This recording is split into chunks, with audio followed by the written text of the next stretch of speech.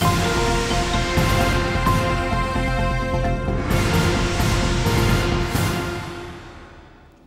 morning and welcome to the Sports Issue. I'm Sandile van Heerden. For the next few weeks, I'll be taking a look at sports stories making headlines locally and across the world.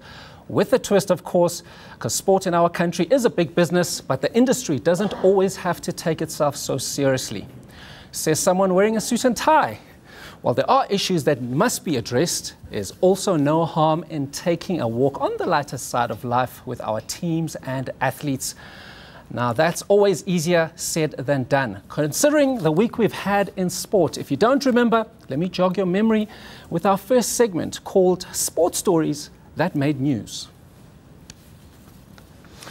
Now, we had a lot of reaction to Ashwin Willemse's walkout from SuperSport Studios last weekend during the Super Rugby Games. The country took sides between the show's analysts, one of which is an actual World Cup winner. Everyone, even those who do not watch rugby, had their view on what happened. But the fallout did highlight a few problems in South Africa, as most of the divide was largely along racial lines. One brand even got involved. Congratulations to Castle Lager for finding a way to sneak yourselves into the conversation. But after some negative reaction on social media, their no-label campaign, they must be feeling like a scrum half at the bottom of a sweaty ruck. Now, this was a campaign over here. It's about taking a stand against labels since Ashwin Willemse's gripe was being called a quota player. Now, I mean, Castle Lager stopped just shy of saying our beer comes in brown bottles and has international accolades as well. Well, surprising though, there was nothing from Nando's, the kings of social commentary. I honestly expected Nando's to dish up something like, watch out for mallets who are gunning for our champion wings because they're very nice. No? Well, I thought it was funny. Well, the fact that Nando's didn't touch the Willemse hashtag should have been a warning to Castle. Another story that had the country talking was AB de Villiers' sudden and immediate retirement from the Proteas. While most fans, including myself, said that arguably the best batsman of his generation was sad, rather, that he hung up his gloves, his bat, his box, his pads. I do have a few issues, though, with his retirement, because to me it smells as bad as a crowded locker room on a summer's afternoon. Now, de Villiers has always been saying that playing for his country is a big honour. So why retire 12 months away from the ODI World Cup? Which he's gone on record, by the way, as saying that for him, he would love to win it so badly. Well, you might also recall that AB recently took a sabbatical from Test cricket, and already then news surfaced that the former captain was holding CSA to ransom and wanted to pick and choose which games and which tours he played in. But if you missed the announcement, here is AB de Villiers. For me, in green and gold, it must be everything or nothing. I will always be grateful for my teammates, the coaches and the staff of Cricket South Africa for their support through all these years. It's not about earning more somewhere else. It's about running out of gas and feeling that it's time to move on. Everything comes to an end. Okay, just like that. But I couldn't notice what he said about it must be all or nothing. Because for me, it seems because he couldn't get it all his way, he will now give nothing. But that's just me. Another part of that statement you made was that it's not about the money. Really, AB? Well, then why not retire from the IPL instead? That should free up about 2 months of your year to recover from the exhaustion. And why have you never taken a sabbatical from the IPL? And there's nothing wrong with making money. But AB, in the words of Ashwin Willemse, don't undermine us. Well, Cricket South Africa, staying with that story, admitted they were blindsided by that announcement. CEO Thabang Murwe revealed that much when ENCA called him on Wednesday to find out more about this retirement. He phoned me this morning to tell me the news. I was pretty shocked and shocked to say the least. It's something that came as a bit of a bouncer. I definitely didn't see that one coming.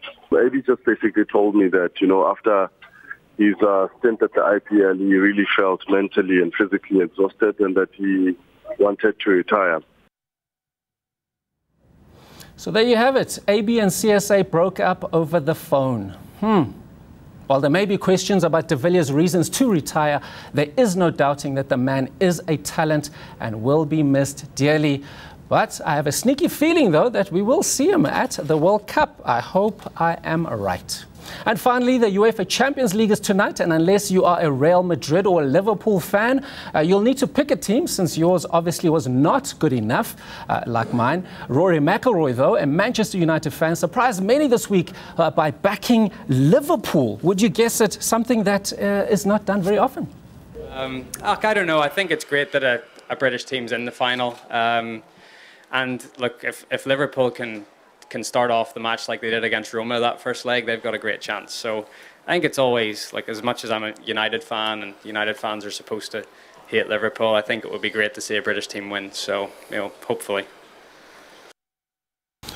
Well, there you have it. Rory McIlroy has just broken one of the Manchester United rules. Thou shalt never, ever support Liverpool, no matter what the situation is. But I do feel for him, because I too am a Man United fan, and I am leading towards Liverpool, but for one reason. Yesterday was Africa Day, and I looked at the two squads. Liverpool have 3 players from our continent, in Sadio Mane, Joel Matip, and of course Mo Salah, while Real Madrid have no one from our shores, so I'm not backing them. Come on, you Liverpool. I don't know what you say when you support Liverpool, but go to Liverpool. Anyway, back to our interview. As I mentioned before the break, we are joined on the couches by Stacy Bregman, who is having a wonderful 2018.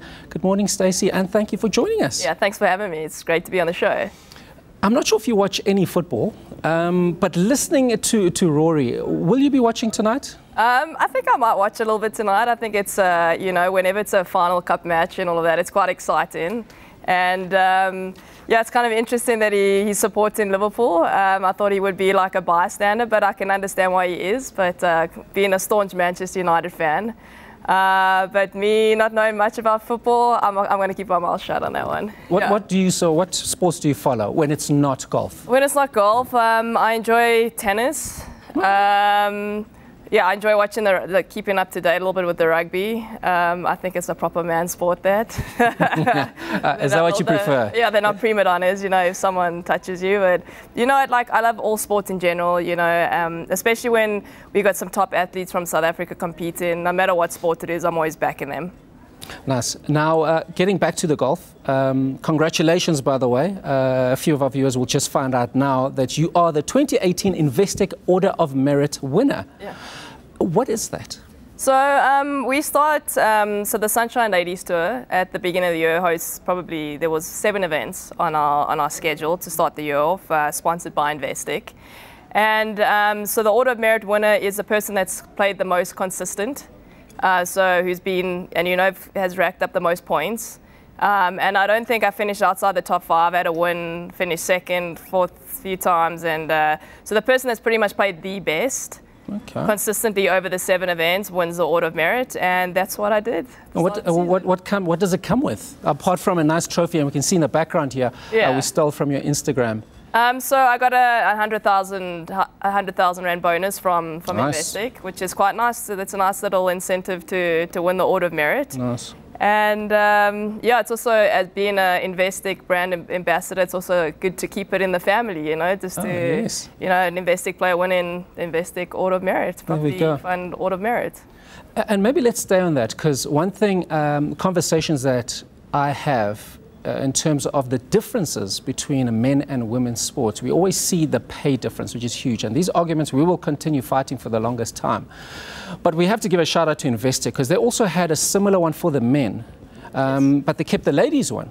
Yeah. So you guys must be happy. We're ecstatic. I mean, it's so good to see women's golf and women's sports in general in South Africa and around the world growing from strength to strength. And people like Investec, we just have to take our hats off to them. And hopefully other companies also follow in their footsteps and see the potential and the exposure of women's sports in this country. Wonderful, wonderful. What's next for you for the rest of the season? So I literally came back now. I wasn't supposed to. It was a last minute thing. So I'm going to head back to the States next weekend. I've only been in the country for like 2-3 days now. And so I go back to the States for 4 events. I got 4 events there. And then I head over to the Scottish Open and the British Open.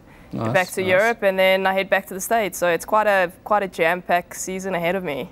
And I'm going to ask you about traveling, because I don't travel well. And if you look behind us here on the plasma, we've got some of your photos we stole from your Instagram. Please just talk us through some of these photos, because they say you can learn a lot about a person through their photos. Yeah, so last year I was very lucky to go to the Taj Mahal.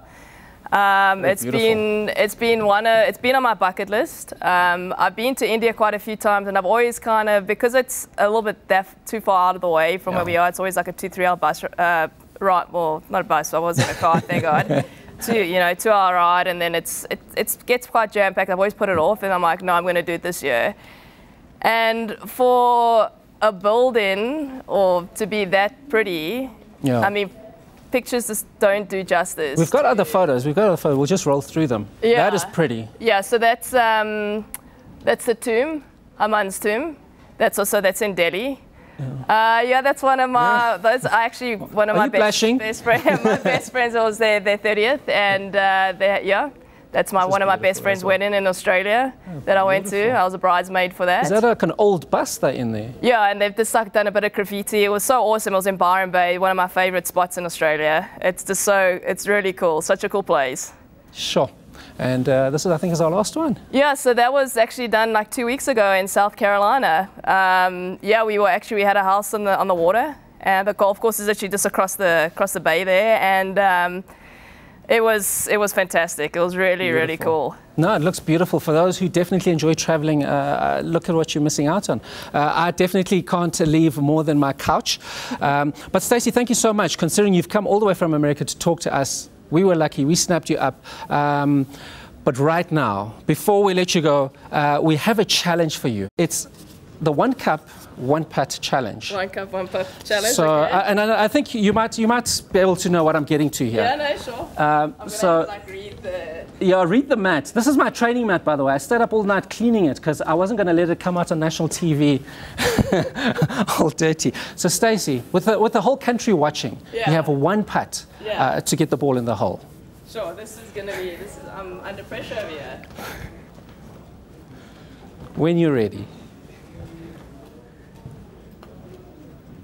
Oh, so close. It does break. Yeah, it does break. Break more than what it did over there. But Stacy, thank you so much for coming on our show. Guys, that's it for this week. We will have Dutu Ramela coming up with more on Weekend Wake Up after the break.